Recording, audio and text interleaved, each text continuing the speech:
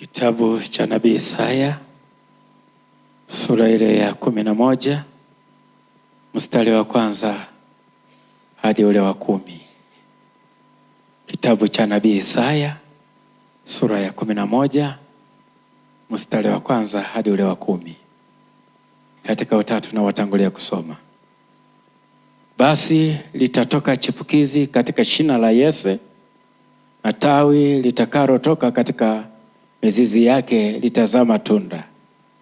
Na Roho ya Bwana atakaa juu yake, roho ya hekima na ufahamu, roho ya ushauri na uweza, roho ya maarifa na kumcha Bwana. Na furaha yake itakuwa katika kumcha Bwana, wala hata hukumu kwa kuyafuata ayaonayo kwa macho yake, wala hata onya kwa kuyafuata ayasikiao kwa masikio yake. Bali kwa haki atawahukumu maskini, naye atawaonya wanyenyekevu wa dunia kwa adili, naye ataipiga dunia kwa fimbo ya kinywa chake, na kwa pumzi ya midomo yake atawaua wabaya. Na haki itakuwa mshipi wa viuno vyake, na uaminifu mshipi wa kujifungia.